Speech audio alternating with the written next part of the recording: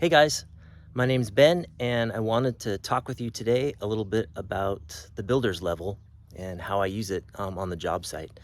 Um, Back there behind me, I am building a shed, so I have some posts in the ground and there's 10 of them, and I'm going to be putting a roof on them very soon. So I would like to put a board up across these posts that's perfectly level up there so that I can do my roof and future things from that nice level beam that's going across there. Well, how do you do that?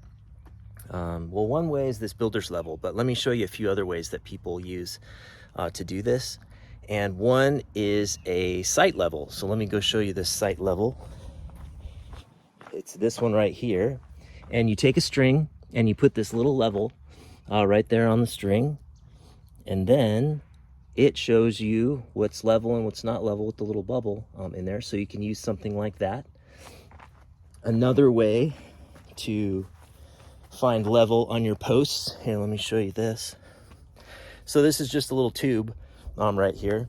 And when you take this tube and you hold the ends up just like this and you fill it with water, well, because of gravity, water's gonna wanna find that spot right in the middle. So if you have a nice long tube, you can put it at one post at one end and then one post at the other, and then you can raise this body of water up and down until you find your mark, put a mark on those posts so that you can be completely level right across those posts. What's another way? Well, here's another way right here. This is a regular old level, and you can hold this thing up against posts, and then you can look at this, the bubble in here, and you can make it level that way. So there's another way to do it. Do we have some more? We got string, water, and then here's the builder's level. So the way I like to use this is it's kind of like a telescope.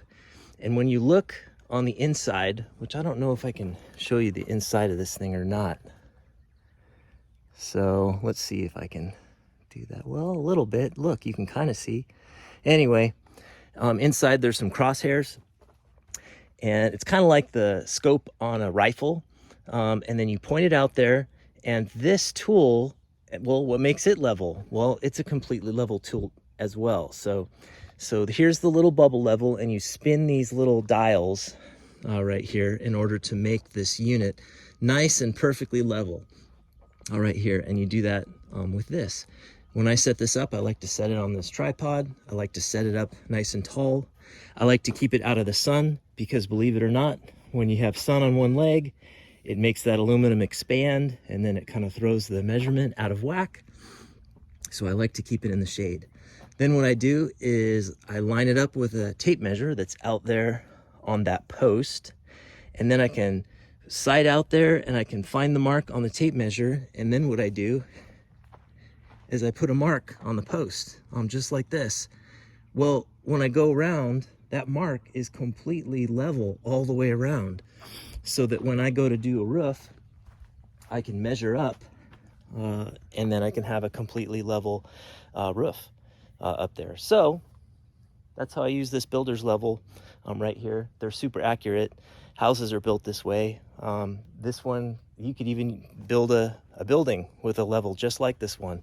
But we have lasers today, so lasers are pretty high tech, but if you want to go a little more old school, this is the way to do it.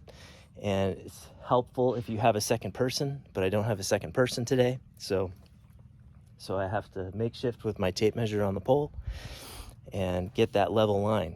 So there you go. There's a little tutorial on the builder's level, how it's used, why it's important to me in building things nice and flat and level and looking good.